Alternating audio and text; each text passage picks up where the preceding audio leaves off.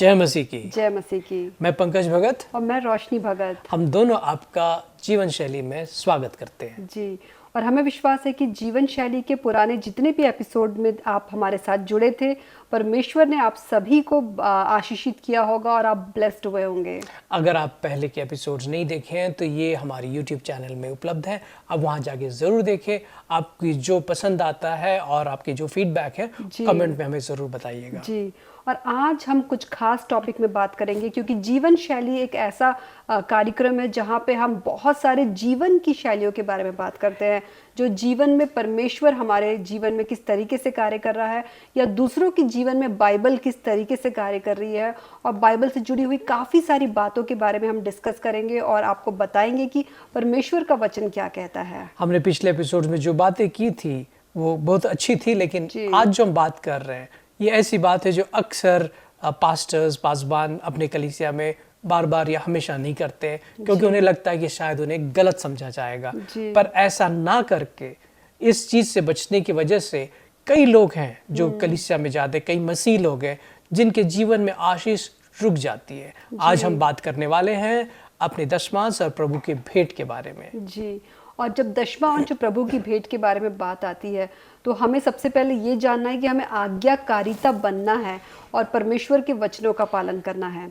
कई बार लोग ये सोचते हैं कि हो सकता है कि आप उन लोगों में से हो, या आप ये सोचते होंगे कि पुराना नियम में तो दशमांश के बारे में बात किया गया है, लेकिन नए नियम में तो कोई इसके बारे में डिस्कशन नहीं है। देखिए, नए नियम सिर्फ कुछ चीज़ों का नया नियम है, ऐसा नहीं कि पुराना नियम पूरी तरह से खत्म हो गया। पुराना नियम भी है, उसमें जो बदलाव है वो यीशु मसीह की वजह से है, और वही चीज़ जो इसमें लिखा है उससे बदल रहा है। ऐसा नहीं कि अगर पुराने नियम में इस चीज़ का जिक्र है और नए नियम में नहीं है मतलब उसे हम हटा दें, ऐसा नहीं। जी बिल्कुल, और नए नियम में ये कहा गया है कि जो भी कुछ आप दो उसे उदारता के साथ, प्रसन्नता के साथ, हर्ष और उल्लास के साथ हमें देना है, जबकि पुराने नियम में बहुत सारे वचन हैं। और जब हम दशमांश की बात करते हैं तो मुझे सबसे पहले तो बात याद आती है कि सबसे पहले बाइबल में इसका जिक्र किया गया है अब्राहम के जीवन में। और मैं आपको एक वचन की ओर आपके ध्यान को लेके जाना चाहती हूँ, जहाँ पे अगर आपके पास बाइबल है तो आप उसे ज़रूर खोलें। और बाइबल में उत्पत्ति का ये जो 14वां अध्याय है वहाँ पे साफ साफ बताया गया उसका 18वां वचन में कि जब शालोम का राजा मेल्कीसेदेक, जो परम प्रधान ईश्वर का याजक था, रोटी और दाख मधु लेकर आया और उसने अब्राम को यह आशीर्वाद दिया कि परम प्रधान ईश्वर की ओर से जो आकाश और पृथ्वी का अधिकारी है, तू धन्य हो, और धन्य है परम प्रधान ईश्वर जिसने तेरे द्रोहियों को तेरे वश में कर दिया। तब बाइबल बताती है कि तब अब्राहम ने उसको अपना दशमा अंश दिया। हालेलुया। तो यहाँ पे दशमांश की शुरुआत की गई थी, और दशमांश जब अब्राहम ने दिया तो हमें भी देना चाहिए, क्योंकि हम अब्राहम हमारे पूर्वजों में से एक आता है, हम उनके वंश में से हैं। और अगर हम ये सोचते हैं, और खास करके बाइबल में बहुत सारी जगह पे ये बताया गया है कि हमें जो है परमेश्वर ने, जैसे कि आप लॉ व्यवस्था में भी कुछ एक वचन है। उससे पहले मैं बताना चाहूँगा, जब हम अपना दशमांश देते हैं तब हम ये परमेश्वर को बताते हैं कि जो कुछ मेरे पास है वो आपका है और आप ही हमारे परमेश्वर है। ये जो हमारे पास धन दौलत या जो हमारी सैलरी होती है, कभी कभी हमें ऐसा लगने लगता है कि इसके बदौलत ही हमारे जीवन चल रही है, कुछ पल के लिए ना आए तो हम नहीं चल पाएंगे। ये हमारा परमेश्वर का स्थान लेने लगता है। तो जब हम इसे देते हैं परमेश्वर को, जो कि उन्हीं का है, इस बात पे भी हम आएंगे, तो हम ये बात कह रहे हैं खुद से और उनसे कि हम परमेश्वर को अपना परमेश्वर मानते हैं, अपने पैसों को परमेश्वर नहीं मानते।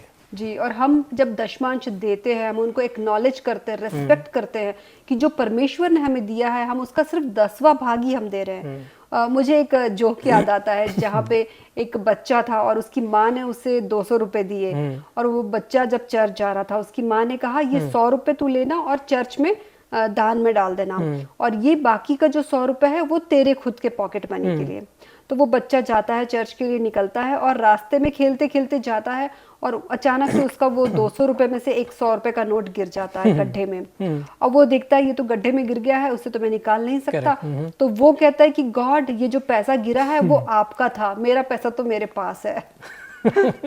तो अगर आप इन लोगों में से है तो आप ज़रूर इस चीज़ का ध्यान रखिए कि ये मत सोचिए कि परमेश्वर के पैसे को किस तरीके से मतलब कि उसमें हमें कोई चीटिंग नहीं करनी है। कभी कभी हमें ऐसा लगता है कि हम चालाकी कर सकते हैं कि नहीं, जो मेरा लॉस हुआ वो परमेश्वर, वो आपका पार्ट का था। क्योंकि जो कुछ भी हमारे पास है, जो पैसे की हम बात करते हैं, वास्तविक में वो सब कुछ परमेश्वर का ही है जी, हम उन्हें दे क्या रहे हो, उन्हें हमारी पैसों की जरूरत नहीं है। बिल्कुल बिल्कुल। और हमें ये लगता है, जबकि अगर हम देखें तो अगर बाइबल के हिसाब से हम देखें तो 90% हमारा, 10% हम गॉड को दे रहे हैं, जबकि 100 का 100% उन्हीं का है। हम जस्ट 10% ये दे के हम बता रहे हैं कि प्रभु आपने दिया है और हम आपको वापस कर रहे हैं, ताकि हम आपको अपना परमेश्वर बनाए रखें। वरना हमारी सैलरी, हमारा बिजनेस के प्रॉफिट, हमारा दौलत, ये हमारा परमेश्वर बन जाता है। बिल्कुल। और एक और चीज याद रखिए, जब भी आप दान देते हैं मतलब कि कुड़कुड़ा के ना दीजिए, हर्ष और उल्लास के साथ दीजिए, खुशी से दीजिए, आनंद से दीजिए। अगर आपको लगता है कि आपको 10% से ज़्यादा देना है तो आप ज़रूर दीजिए। और अगर आपको लगता है कि मेरे परिवार वाले क्या कहेंगे, या मेरी बीवी क्या कहेगी, या पत्नियों को लगता है कि मेरा पति क्या कहेगा अगर मैं ज़्यादा पैसा दूंगा चर्च में, तो आप उस चीज़ के लिए प्रार्थना कीजिए।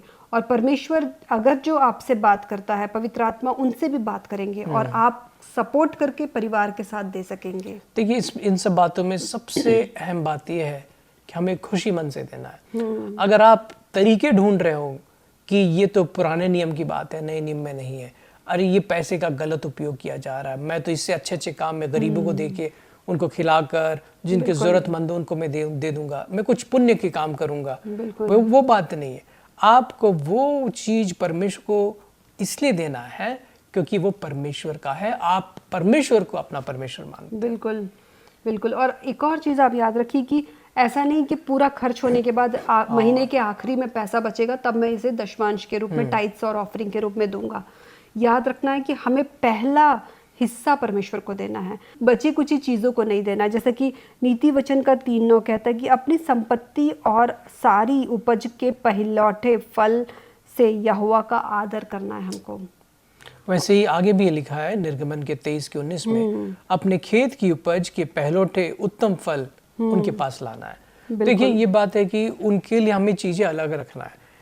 उनके लिए हमारा पहला हिस्सा, हमारा जो इनकम, हमारा जो प्रॉफिट है, उसका पहला हिस्सा अलग रखना है। जब भी बाइबल में ये बात किया जाता है कि you have been set aside, likewise have been set aside, जो भी चीज आप अलग रखते हो परमेश्वर के लिए वो पवित्र हो जाता है। बिल्कुल। आप उसे दूसरी चीज में इस्तेमाल करके मैं बाद में एडजस्ट कर लूंगा। उस बच्चे की तरह ये ना कहे कि वो जो अलग रखे थे वो चीज तो डूब गया, वो चीज तो नुकसान है, कि परमेश्वर वो आपका है।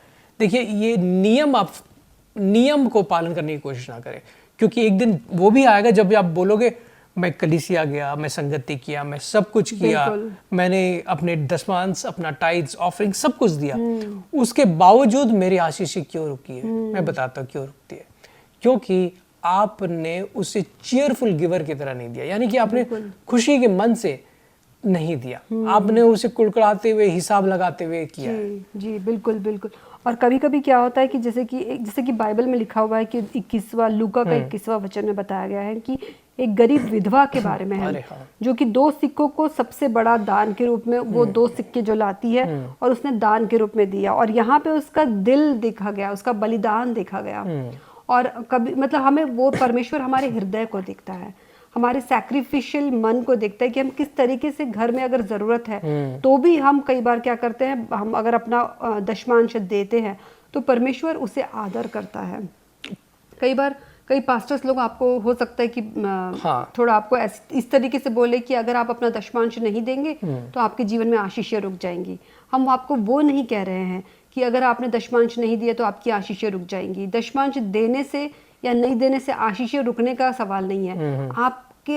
परमेश्वर आपके हृदय को देखता है, परमेश्वर आपके मन को देखता है, आपके प्यार को देखता है। ये जो दान है यहाँ पे प्रेम का ध्यान है, सैक्रिफाइस, जो बलिदान है वो सारा कुछ प्रेम को प्रदर्शित करता है। तो आप जब प्रेम करते हो उनसे, तो उनका बताए हुए रास्ते को आप समझते हो, उनके नियम का पालन नहीं करते हो। आप ये समझते हो कि ये देकर मैं क्या कर रहा हूँ, ये देकर मैं परमेश्वर को परमेश्वर मान रहा हूँ, ये देकर मैं अपने पैसे को जो उनका था उनके पास वापस ला रहा हूँ। बिल्कुल, ये इस तरह की बात हो, ये प्रेम की बात है, ये आज्ञा मानने वाली बात नहीं है। आज्ञा मानने वाली कई और बातें हैं, लेकिन यहाँ पर आप अपने प्रेम को प्रकट करते हो। बिल्कुल। और जैसे मलाकी का 3:10 में लिखा हुआ है, परमेश्वर कहता है, मुझे इस बात में परीक्षा करो, मैं तुम्हारे लिए आकाश के झरोके खोल दूंगा। बिल्कुल।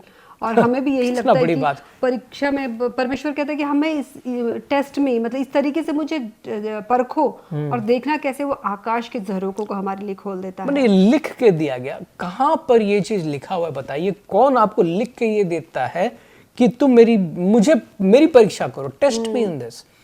परमेश्वर कहते हैं मुझ पे भरोसा रखो, अगर यकीन नहीं कर सकते तो मेरी परीक्षा ले लो, ये करके देखो, मैं आकाश के झरोखे को खोल दूंगा तुम्हारे लिए। यानी कि आशीष इतनी आएगी, ये लिखा हुआ है। और कई मैंने प्रचारकों को ये बोलते हुए सुना है, वो लोग ये कहते हैं लेकिन ये तो ओल्ड टेस्टमेंट में लिखा हुआ है, ओल्ड टेस्टमेंट का, न्यू टेस्टमेंट में तो कहीं पे भी टाइट्स के बारे में बात नहीं की गई है। और ये जो मलाकी का जो अध्याय है उसमें वो इजराइल के लोगों के लिए बारे में बात किया गया है, तो ये तो हमारे लिए लागू नहीं होता।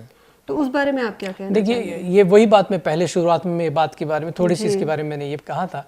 ये बात ये है कि ना, आप तरीके ढूंढ रहे हो कि किस तरह से मैं ना दूं। अगर आपका यही इरादा है तो बेहतर है आप ना दें, क्योंकि देने के बाद आपके पैसे भी जाएंगे और आपकी वो गिनती में भी नहीं आएगी आपने दिया है, क्योंकि आप हिसाब लगा रहे थे, आप एक खुशी मन से नहीं दे रहे थे। आपको देना है खुशी मन से।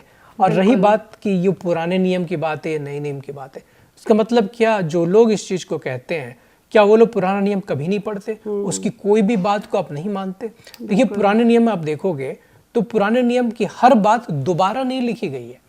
कुछ चीजें नया नियम आया है, एक अमेंडमेंट जैसा, एक कुछ बदलाव आया है, यीशु मसीह आया गया, परमेश्वर खुद यहाँ आए, उन्हें देहधारी हुए और उसके बारे में हमें कहा गया। लेकिन बाकी सब पुराने नियम तो वैसे ही रहे।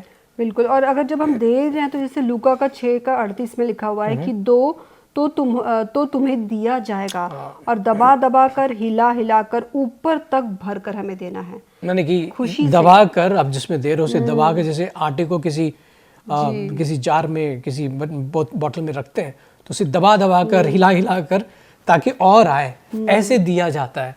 लेकिन एक बात मैं और यहाँ पे लाना चाहता हूँ, कुछ लोग के मन में ये रहती है कि मैं दे रहा हूँ, कलीसिया में दे रहा हूँ, तो मुझे क्या पता वहाँ पे ऐसा कैसा उपयोग हो रहा है, बिल्कुल। क्या वहाँ पे गलत उपयोग हो रहा होगा, मैं क्या जानूं। और कई बार हो सकता है कि आपको लगता है कि आपका दिया हुआ दान हो सकता है आपने ऑनलाइन पे किया और वो चर्च तक पहुंचा भी है या नहीं, पता नहीं, या आपने कैश पे कर दिया है तो भी वो चर्च तक मिला भी है कि नहीं।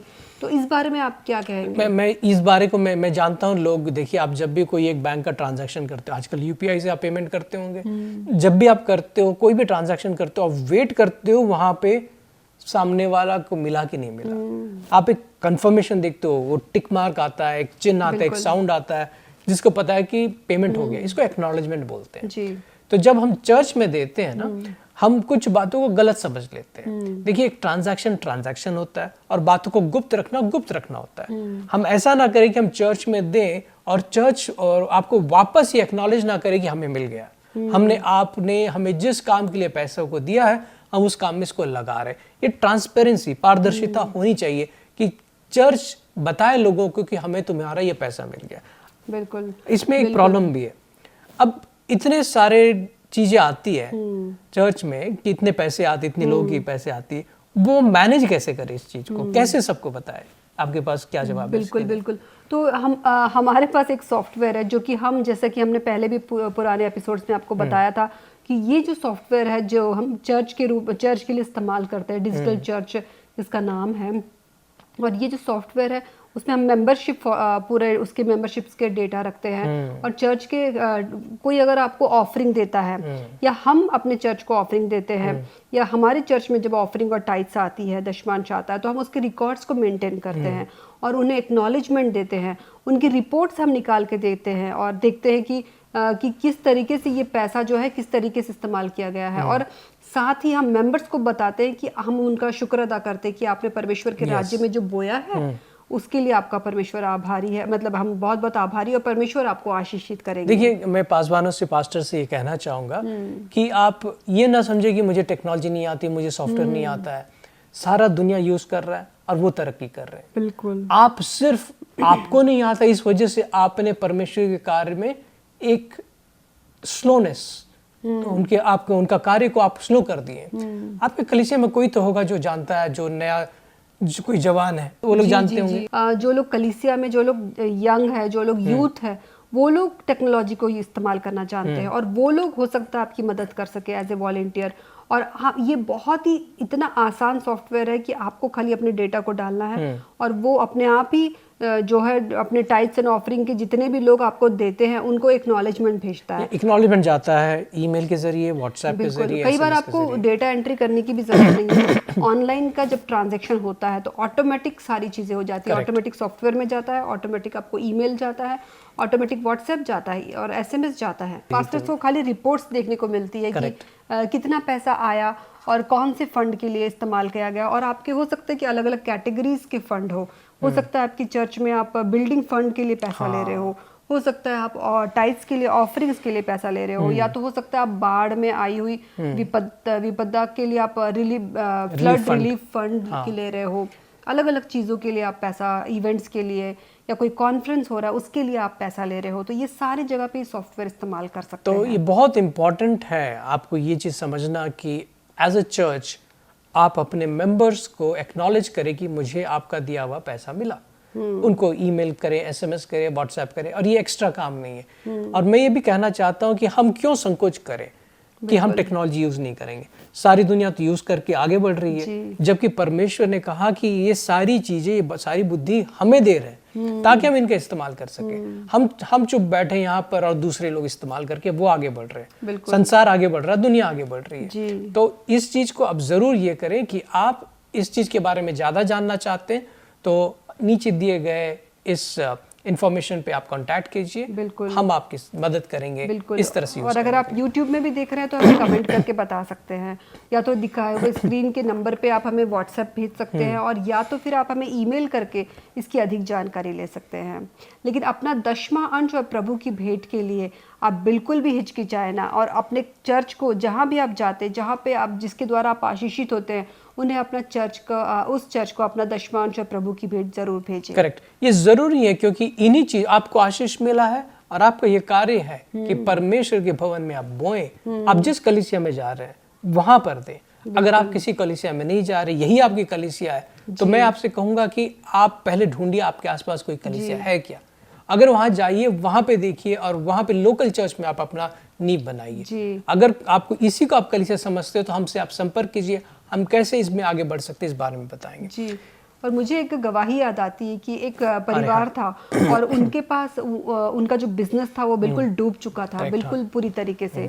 तब ये परिवार ने डिसाइड किया, उन्होंने प्रार्थना की और उन्होंने डिसाइड किया कि हम अपना जो भी कुछ अब हमें इनकम आएगा हम उसका दुगना टाइप्स देंगे, यानी कि 10%, 10% की जगह 20% वो अपना टाइप्स देने के लिए तैयार हो गए। और जब उन्होंने वो प्रार्थना की और उन्होंने विश्वास के साथ आगे की अपनी जिंदगी व्यापन की, अपने बिजनेस को फिर से शुरुआत किया, और परमेश्वर ने ऐसा अनुग्रह किया उनके ऊपर कि उस साल उन्होंने पहले से भी आई थिंक 10 गुना ज़्यादा उनको आशीषित मिली। और तब उस 10 गुना में से उन्होंने अपना 20% ऑफ टाइट्स दिया। तो ये होती है पावर टाइट्स और ऑफरिंग्स की। तो इस तरह से आप विश्वास करें और परमेश्वर के राज्य में आप बोएं, और ये संकोच ना करें कि ये पैसा कहाँ इस्तेमाल हो रहा है, कैसा हो रहा है। अगर आपको सही में लग रहा है कि नहीं गलत हो रहा है इस जगह पे, आपके पास सबूत है, आपको यकीन है कि ये गलत है, तो अब आप दूसरी जगह जाएं जहां पर आप विश्वास कर सके कि परमेश्वर का पैसा परमेश्वर के कार्य के लिए इस्तेमाल किया जा रहा है। बिल्कुल, और हमें विश्वास है कि परमेश्वर आपको आशीषित करेंगे इस चीज़ों के लिए। और साथ ही हम जीवन शैली में बहुत सारी चीज़ों के बारे में सीखेंगे, और जैसा कि हमने जाना था कि मेंबरशिप के बारे में, फेलोशिप के बारे में, यहाँ पे आज हमने जाना कि टाइट्स एंड ऑफरिंग्स के बारे में। साथ ही हम जीवन शैली में और भी कई सारी चीज़ों के बारे में जानेंगे। अब मैं जब ये सॉफ्टवेयर की बात हो रही है ना, मैं सोच रहा हूँ कि एक और चीज़ है जो चर्च इस चीज़ से अक्सर जूझता है, जैसे कि चर्च में यूथ प्रोग्राम हो गया, ठीक है, और आपके मान लीजिए वुमेन्स प्रोग्राम हो गया, या फिर एक इवेंट होता है। आप उस इवेंट को कैसे लोगों तक बताओगे कि ये इवेंट हो रहा है, ज्वाइन करो। होता ये है कि आप कैंपेनिंग करोगे, आप मेल्स करोगे, व्हाट्सएप करोगे, एसएमएस करोगे, लेकिन किसे करोगे? आपके पास डेटा तो होनी चाहिए। तो आपका चर्च का डेटा आपको कलेक्ट करना चाहिए, जो हम मेंबरशिप के बारे में पहले बताए थे। तो इस सॉफ्टवेयर के जरिए आप मेंबरशिप के सारे डेटा आप एक जगह रख सकते हैं, और उसके बाद आप इसी सॉफ्टवेयर के जरिए आप कैंपेनिंग कर सकते हो, लोगों को इन्फॉर्म कर सकते हो और वो लोग इस इवेंट में ऑनलाइन रजिस्टर कर सकते हैं। इस ऐप के जरिए वो लोग वुमेन्स डे, वुमेन्स कॉन्फ्रेंस या फिर यूथ प्रोग्राम, कई सारे कैंप्स होते हैं, कई सारे इवेंट्स होते हैं, कई सारे कॉन्फ्रेंसेस होते हैं, तो उसमें आप अपने चर्च के डेटा को रजिस्ट्रेशन आप करवा सकते हैं, उन्हें एक्नॉलेजमेंट दे सकते हैं ऑटोमेटिक, और उनके यहाँ तक कि ऑनलाइन उनकी फीस भी आप ले सकते हैं। ऐसा नहीं है कि आप पेन पेपर लेके अच्छा आपने रजिस्टर किया कि आपका नाम दिख नहीं रहा, पन्ने पलट रहा, ऐसा नहीं। टेक्नोलॉजी का इस्तेमाल कीजिए, जो काम टेक्नोलॉजी और बुद्धि से की जा सकती है उसे वैसे करें। जिस काम में आपको मेहनत लगती है, फिजिकली आपको काम करना, वहां पर वो मेहनत करेंगे जी। और साथ ही आपको बताना चाहते हैं कि आजकल का ज़माना एआई का है, मशीन लर्निंग का है, आर्टिफिशियल इंटेलिजेंस का ज़माना है, और अगर हमने अभी तक अपने खुद के कलीसिया में अगर एआई, आर्टिफिशियल इंटेलिजेंस वगैरह इस्तेमाल नहीं किया, तो आप समझ सकते हैं कि हम कितने पीछे होते जा रहे हैं।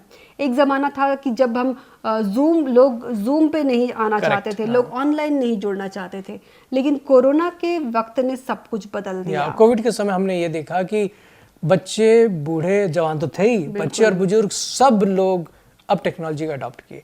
तब कैसे कर लिया आप? तब तो आप अपना, और सारी चर्च ऑनलाइन भी हो गई थी जी, और बहुत सारे चर्चेस ऑनलाइन हो चुके थे। उस समय लोगों ने ये कहना शुरू कर दिया कि हमें तो, जो लोग ये कहते थे कि हम ऑनलाइन नहीं मिलना चाहते, हम ऑनलाइन प्रार्थना नहीं करेंगे, हमें आपस में मिलना है, आपस में प्रार्थना करना, आपस में मीटिंग्स करना, डिस्कशन करना, वो सारी चीज़ें कोरोना ने बदल दिया और सभी लोग टेक्नोलॉजी इस्तेमाल करना शुरू कर दिया। यहाँ पे एक बात समझ में आ रहा है, अगर आप वक्त के साथ नहीं बदलोगे ना तो वक्त आपको बदल देगा। बिल्कुल। तो हमें वक्त के साथ बदलना है, और हमें, जैसे कि अभी आपने हर जगह पे एआई का नाम सुना होगा, आर्टिफिशियल इंटेलिजेंस के बारे में, और ये सारी चीज़ों को धीरे धीरे अपने ही कलीसिया में हमें इस्तेमाल करना होगा। मैं आप सबको बताना चाहूँगा कि हमारे दूसरे चैनल जो टेक चैनल है, उसमें हम अपने यूट्यूब में हम ये बताते हैं किस तरह से आप टेक्नोलॉजी को यूज़ कर सकते हैं अपने जो सेक्युलर लाइफ में, जो आप कॉर्पोरेट लाइफ में या बिजनेस में, और जो भी उपलब्धियां होती हैं हम उसके बारे में बात करते हैं, उसको सिखाते हैं। उस चैनल को आप ज़रूर फॉलो कीजिएगा। बिल्कुल, और वहाँ से हम आपको बताएंगे कि काफ़ी सारी जगह पे आप अपने जीवन में टेक्नोलॉजी को किस एरिया में इस्तेमाल कर सकते हैं। खास करके अगर आप पास्टर से या पास्टर्स के परिवार से हैं या लीडर से अपने चर्च में, तो हम आपको बताना चाहते हैं कि हमारे पास स्पेशल प्रोग्राम है जो कि हम पास्टर्स को टेक्नोलॉजी में इक्विप करते हैं। हम पास्टर्स को ट्रेन करते हैं कि वो टेक्नोलॉजी को कैसे अपने कलीसिया में यूज़ कर सकते हैं। अब ये होता है ना कि जब आप बोलोगे कि एआई, उसका मतलब सिर्फ चैट जीपीटी नहीं होता है। बिल्कुल, एआई में बहुत सारे टूल्स हैं, और आज आपको कुछ प्रमोशंस बनानी है, कुछ कंटेंट बनाना है, कुछ प्लानिंग करनी है, कुछ आपको एग्जीक्यूट करना है, वो सारी चीज़ें आप एआई के जरिए कर सकते हैं। इसलिए हम स्पेशल एपिसोड बनाना चाहते हैं ताकि हमको पता चले कि किस तरह से आप एआई को अपने टेक्नोलॉजी में यूज़ कर सकते हैं। अब वापस आते हैं हम लोग टाइड्स एंड ऑफरिंग पे।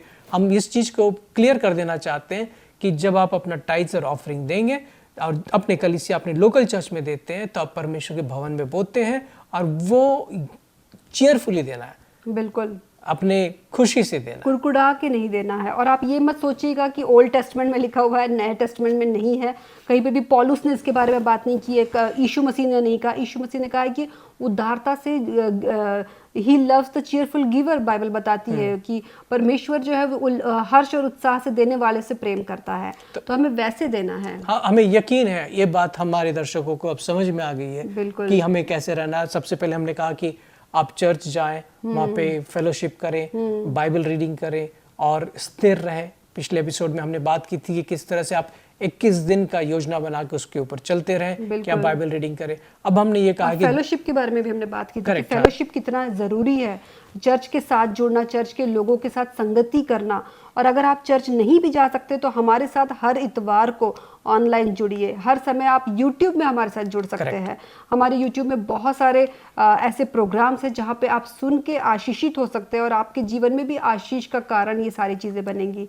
और साथ ही आप उन लोगों के साथ ये सारे वचनों को शेयर करना ना भूलें जो कि अभी इस वक्त जिन्हें ज़रूरत है। तो इस तरह से हम एक साथ मिलकर बाइबल और टेक्नोलॉजी, अपने युवा और अपने कलीसिया को सब मिला जुला कर हम आगे बढ़ना चाहते हैं। हम चाहते हैं कि आप इससे पूरी तरह से आशीषित रहो, और हमें बताइए कि अगर एआई के बारे में आप क्या सीखना चाहते हैं, क्या करना चाहते हैं, हम उससे भी अपने टेक चैनल में हम आपको इसके साथ शेयर करेंगे। बिल्कुल, तो क्यों ना जाने से पहले एक छोटी सी प्रार्थना करें। ठीक है, आइए हम प्रार्थना करते हैं इस बात पे कि ये सारी बातें जो हमने सुनी हमें वो मानने में करने में आसानी हो, हम इसमें बिल्कुल सवाल ना करें, हिचकिचाएं नहीं, और ज़माने के साथ हम बदले, टेक्नोलॉजी को अडाप्ट करें चर्च के लिए, पर्सनल लाइफ के लिए, अपने बच्चों के लिए, अपने समाज के लिए और मसीह लोगों फ्यूचर के लिए, और आने वाली जिंदगियां जो बदल रही है, आने वाली जो जनरेशन्स बदल रही है, हम उसमें पीछे ना रह जाए। हम क्रिश्चियंस होके, मसीह होके हम पीछे ना रहे, परंतु परमेश्वर ने जैसे हमको हेड बनाया, हमें सिर बनाया, हमें वैसा रहना है। तो आइए एक छोटी सी प्रार्थना करते हैं। बिल्कुल।